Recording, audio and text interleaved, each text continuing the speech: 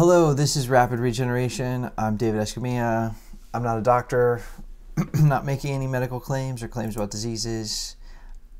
I am a regenerative detoxification specialist, and I'm just here bringing you information that's powerful, that changed my life, that solved my health problems, and so that I can help you solve your health problems. So basically, I just want to break down the difference between cooked and raw foods. So by now, I've covered a lot of information about cleansing with supplements, talked about the best possible food, which is basically ripe, fresh fruits. And then in a couple segments, going to talk about top foods to avoid. That's going to include a lot of chemicals and processed type foods.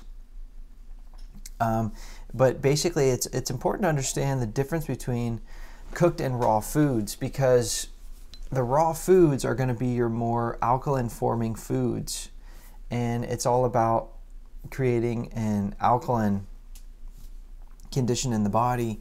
But you're going to find that a lot of the information is going to be about how to add in sort of more living, raw, electrical foods into your lifestyle.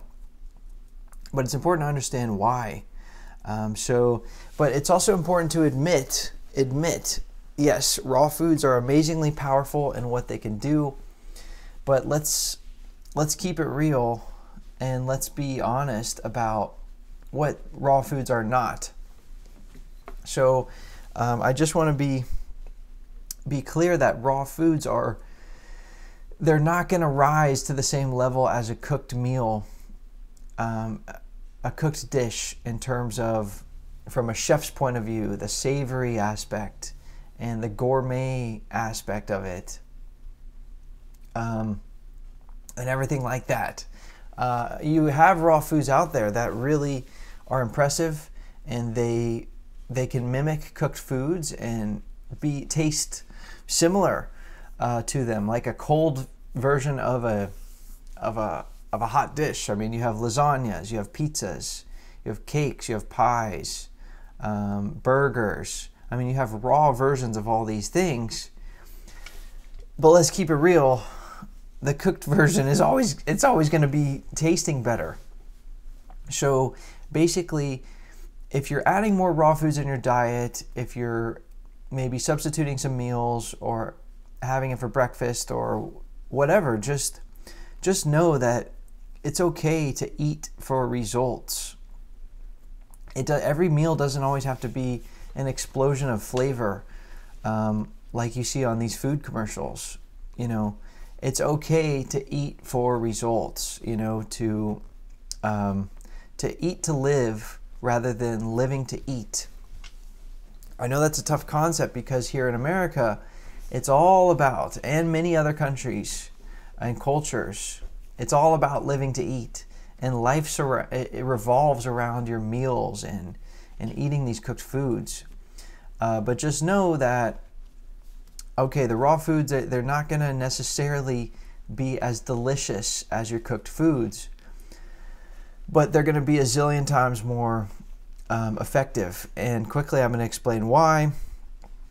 But it's a completely different experience. I mean, if you haven't really gotten into this, the meal is a totally different experience of a cooked meal versus a raw meal. I mean, the cooked meal, look, I mean, trust me, there's nothing like it. I mean, whether it's home cooking, right, and you're passing the dishes around in a rustic kind of setting, or if you're at a most amazing restaurant and the dishes are coming to the table and they're sizzling, and after the meal is done, you kind of just sit back and you just feel so satisfied.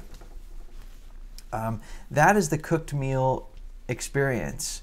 So on the other hand, the raw food meal is totally different. It doesn't have that same kind of oily, salty, they call it a bliss point in the food industry because they're trying to get people addicted to certain food products.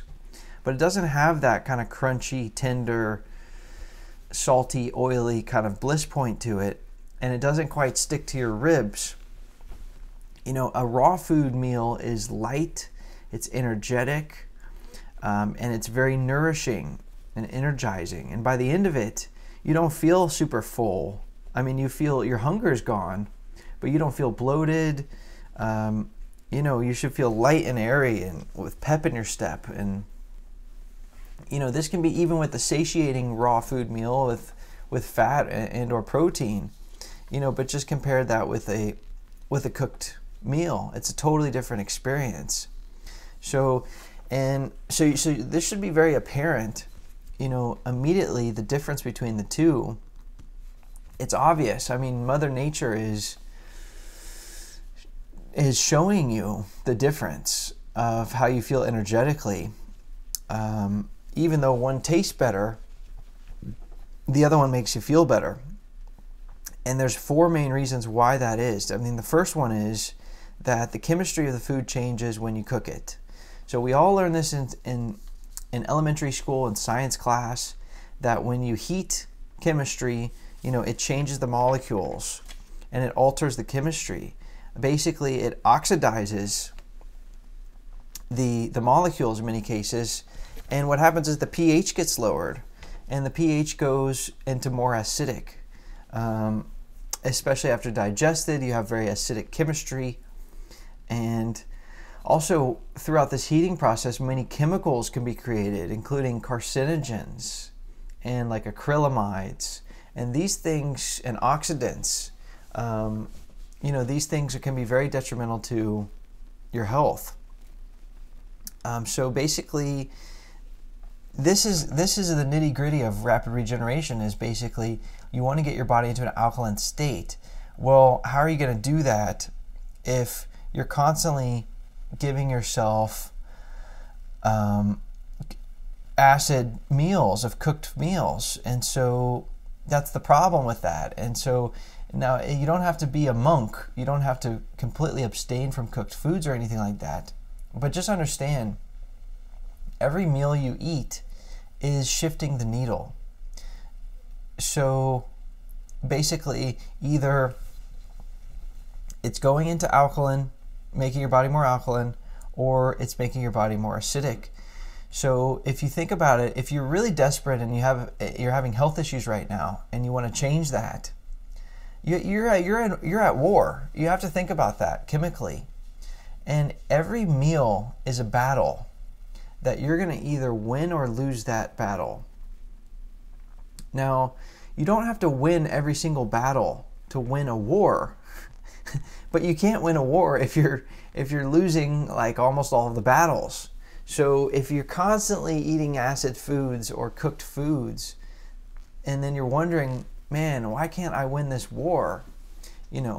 It's a long-term war of attrition, either against the acidic condition or against the alkalinity of the body. So you want to think about it like that. Now, don't feel guilty if you have a cooked meal or anything like that. Just be aware of what it's doing, and just be aware of that, so that you can try to start eating more raw foods. So the number 2 difference is that, and when you cook a food, you cook out all the probiotics in that food and a lot of the nutrients. And basically, a raw food is going to be packed with probiotics, and that's so beneficial. That helps to alkalize the body. It helps the kidneys function. It helps create vitamin B. It just helps create this balance in the body. And when you're just constantly eating foods with no probiotics, then you're really doing the body a disservice, because it's so much more work for your body. Also, the nutrients can get cooked out. And basically the vitamins, the minerals. And so the food isn't as nutritional. And so, people have to eat more of it.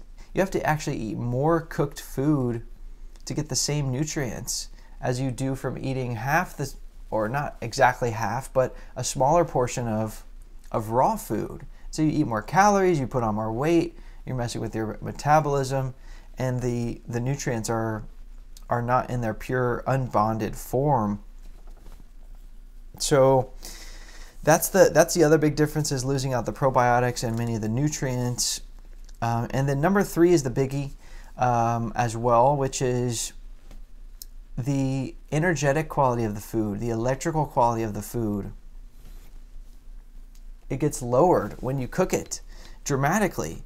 So this is measured in angstroms, and basically the angstroms of the food, electrical angstroms, drop off a cliff when you cook them.